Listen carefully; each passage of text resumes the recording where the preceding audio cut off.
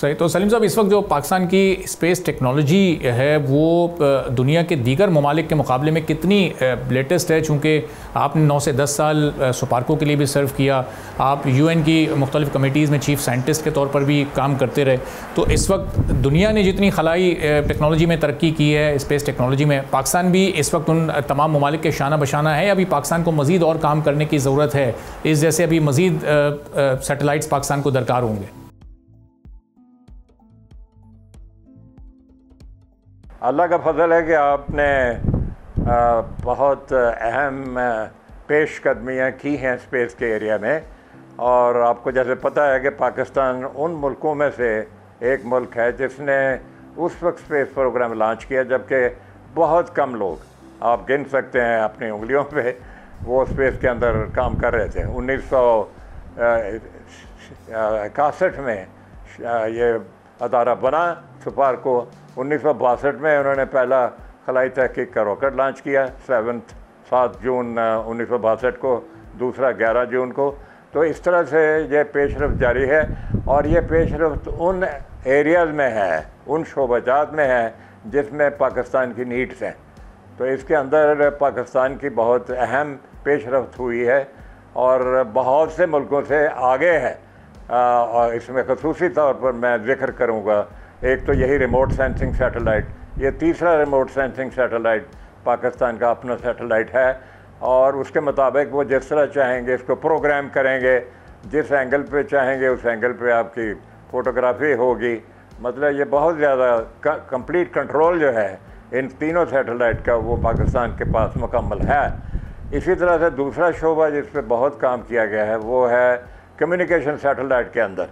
और आपने जैसे पढ़ा होगा कि पिछले साल ही में, ये मेरा ख्याल है 30 मई 2024 में पाकिस्तान का कम्युनिकेशन सैटेलाइट लेटेस्ट ब्रांड लगाया गया, जो कि पाकसैट M1 जो मल्टी मिशन है। तो बज़ाहिर तो ये सिर्फ कम्युनिकेशन है, लेकिन कम्युनिकेशन में मल्टी मिशन कम्युनिकेशन है, जिसके अंदर ये बहुत ज़्यादा इसके अंदर कैपेबिलिटी है। इसमें आपको पोजीशनिंग भी ये कर सकेगा, मिसाल के तौर पे डेटा जो है वो रिले भी करता है, डेटा को कलेक्ट भी कर सकेगा। तो ई गवर्नमेंट जैसे हैं, ई बिजनेसेस हैं, इन सब में उस सैटेलाइट का बहुत बड़ा दखल है। तो इसके अंदर इंटरनेट भी प्रोवाइड करेगा बड़ी हाई स्पीड के साथ। तो ये भी बहुत अच्छी, बहुत आला किस्म की पेशरफ्त हुई है। तो सलीम साहब, ये जो इस वक्त खलाई तरक्की की पेशकदमी पाकिस्तान इस वक्त कर रहा है, ये पाकिस्तान की के माशी एतबार से और दिफाई एतबार से, ख़ास तौर पर इन दोनों शोबों के लिए कितनी ज़रूरी है कि हमारी जो स्पेस की प्रोग्रेस है वो मुस्तकिल होती रहे? इस वक्त दुनिया में सर्वाइवल के लिए ये शोबा कितना अहमियत का हामिल है?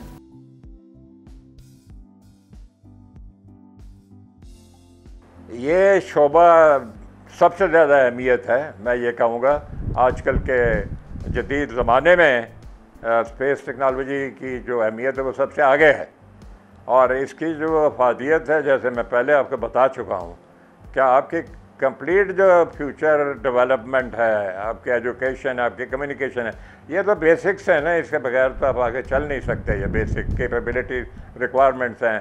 इसी तरह से जो रिमोट सेंसिंग है, स्पेस से तस्वीरें लेनी, और ये तस्वीरें लेनी आम फहम ज़बान में मैं नहीं इसका जिक्र कर रहा, ये वो तस्वीरें हैं जिसके अंदर बहुत अहम डेटा आपको मिलता है। और इसके अंदर जो आपके सेंसर्स हैं, उसमें मैंने पहले से जैसे आपको कहा है कि जो रिस्पांस वगैरह है इन सेंसर की, जो जदीद तरीन जो सैटेलाइट अब लॉन्च होगा, उसका जो रेजोल्यूशन है बहुत साफ़ सुथरा तस्वीर वो खींच सकेगा। तो ये सब चीज़ें आपकी मुल्क की प्लानिंग, आपके मुल्क की डेवलपमेंट, आपके मुल्क की स्ट्रैटेजी, ये सब चीज़ों को डिटरमिन करता है, और इनकी ज़रूरत जो है वो नहायत शदीद है।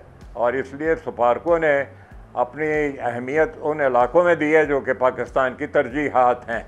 यह तो नहीं है कि अपने पैसे वो जो उन्होंने ख़र्च करने हैं, अपना बजट जो है उन्होंने उन इलाकों में लगाया है जिसमें पाकिस्तान की बहुत ज़्यादा अहम और शदीद ज़रूरत है। तो प्रायोरिटी की बेसिस पे जो सुपार्को है वो अपने प्रोजेक्ट्स को एडवांस कर रहा है एक पॉलिसी के तहत। सही। और सलीम साहब, जो हमारे रीजनल कंट्रीज़ हैं या जो हमारा पड़ोसी मुल्क है, अगर हम उससे मवाजना करें अपनी इस स्पेस टेक्नोलॉजी का, तो कितना आगे हम अपने दीगर तमाम रीजनल कंट्रीज़ से और अपने पड़ोसी से?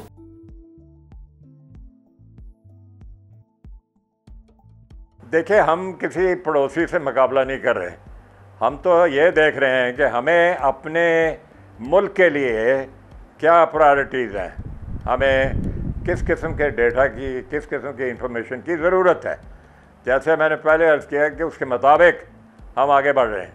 कम्युनिकेशन है, और कम्युनिकेशन भी सादा कम्युनिकेशन नहीं है कि भाई टीवी चैनल को रिले कर दिया और टेलीफोन सर्विसेज को प्रोवाइड कर दिया। जैसे मैंने आपको पहले बताया है कि हमारा जो टीवी है वो कम्युनिकेशन सैटेलाइट है, जो पाकसैट लेटेस्ट जो लॉन्च हुआ है पिछले साल 30 मई 2024 को, वो दुनिया की बेहतरीन जिसे कहते हैं ना टेक्नोलॉजी के मुताबिक है। और बहुत कम लोग हैं जिनके पास इतना सोफिस्टिकेटेड सैटेलाइट होगा जो डिजिटल एज के अंदर बहुत अप्रोप्रिएट है। और इससे आपका जो रिमोट सेंसिंग सैटेलाइट है, आज अब तीसरा सैटेलाइट कल जो है वो लॉन्च करेंगे, और उसके अंदर भी मैंने आपको कहा है कि जो लेटेस्ट जदीद तरीन टेक्नोलॉजी है उसके अंदर आप उसको कर रहे हैं। अंदर जो सेंसर्स हैं वो इस किस्म के लगाए गए हैं जिससे कि जो आप तस्वीरें खींचेंगे उसके अंदर बहुत डेटा, बहुत वजाहत आपको मिलेगी। सही। तो एक आखिरी सवाल सलीम साहब के, इसके बाद हम ये उम्मीद कर सकते हैं कि जो ये माहौलियाती तब्दीलियों का असर है इसमें भी कमी आएगी, क्योंकि इससे निमटने के लिए हमारी तैयारी बेहतर हो सकेगी सैटेलाइट के ज़रिए, जो इसके नतीजे में जो हमें ज़राअत की शक्ल में जो नुकसान उठाना पड़ता है वो भी ज़ाहिर है करोड़ों अरबों रुपए की मालियत होती है। तो हमारी जो एग्रीकल्चर की एफिशिएंसी है वो भी इसके नतीजे में बढ़ सकती है। जो कुदरती आफात से जो नुकसान होते हैं तो उन पर भी किसी हद तक काबू पाया जा सकता है, और इदारे अब ज़्यादा अलर्ट तरीके से काम कर सकते हैं इस सेंसर के खला में जाने के बाद। आपने बिल्कुल सही सिमत में सवाल किया है, बल्कि उसके अंदर आपके जवाब भी मौजूद हैं। अब जैसे मरीज़ है कोई, तो उसको बगैर डायग्नोसिस के, बगैर देखे हुए आप उसका इलाज तो करना मुश्किल है। इसी तरह से ये जो सैटेलाइट की मदद से आपको पेशगी, आपको मालूमात फराहम हो सकेंगी कि कहाँ पे ख़राबी आ रही है, इन टाइम आप उस पर एक्शन लें, या अगर ख़राबी ज़्यादा बढ़ गई तो आपको ये भी बताया जा सकता है कि ये जो एडवर्स इफ़ेक्ट्स हैं ये बढ़ते जा रहे हैं और इसको कंट्रोल करना है। इसी तरह जैसे मैंने पहले आपको बताया है कि जो ग्लेशियर मेल्ट्स हैं, आपका पानी जो है रन ऑफ ज़्यादातर आपके दरियाओं में जो रेगुलर राउंड द क्लॉक ये चलता रहता है, समर के दौरान में बढ़ जाता है, तो उसमें आपको स्नो मेल्ट जो है, आपके ग्लेशियर जो हैं बड़ी तेज़ी से वो मेल्ट हो रहे हैं, और आपका जो क्लाइमेट चेंज है वो आ रहा है।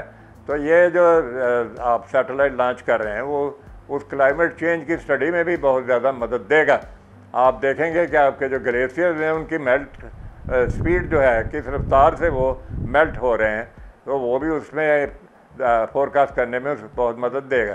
तो ये तो मैंने कहा कि इसकी जो अफादियत है, जो डेटा मालूमात हासिल करेंगे, उसके अंदर इतनी इन्फॉर्मेशन है कि उसको यूज़ करना जो है वो अंग्रेज़ी में हम कहते हैं it is limited by the imagination of the user. आप हमारी अपनी जो क्या कहते हैं सोच जो है ना उसके ऊपर डिपेंडेंट है, लेकिन डेटा जो है वो आपको मिल रहा है, वो इतना उसके अंदर गहरा है, बहुत ज़्यादा है कि वक्त के साथ साथ आप जब सोचेंगे या आपकी प्रॉब्लम सामने कुछ पेश होंगी तो उसके मुताबिक आपको ये एक स्टोर्ड डेटा जो है वो मिल सकेगा।